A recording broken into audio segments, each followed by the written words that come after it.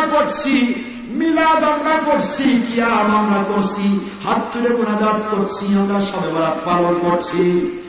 আপনার চুলকাই কেন জানতে চাই?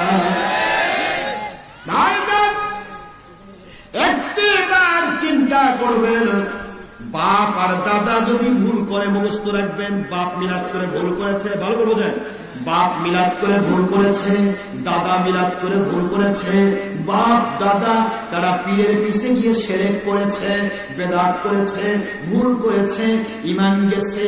বেদাত শিরক হারামকে হালাল করলে তার ঈমান যায়। ঈমান যদি দাদার যায়, দাদি তালাক হয়ে গেছে, যাই পুরুষটার ঈমান যায়, তার বউ তালাক হয়ে যায়। কারণ কখনোই বেঈমান আর মুমিনের বিয়ে থাকে না।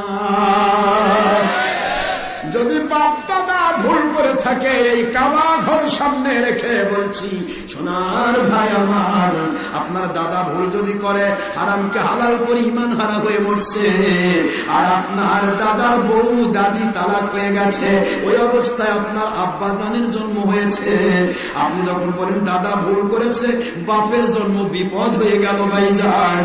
আর যখন বললেন আমার বাবাও ভুল করেছে, বাবা হারামকে হালাল করে বেদাত শিরক করে বেঈমান হয়ে মরেছে, বেঈমান যদি বাবা হয়ে থাকে, বাবার বউ আপনার আম্মা তালাক হয়ে গেছে, ওই অবস্থায় আপনাকে জন্ম দিয়েছে, আপনি কত নম্বর সন্তান?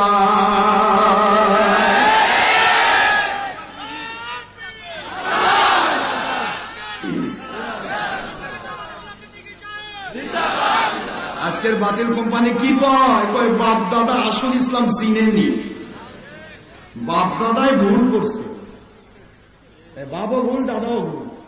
ভুল যে করে তাই কি থাকে কিছু কথা করে দেখেন।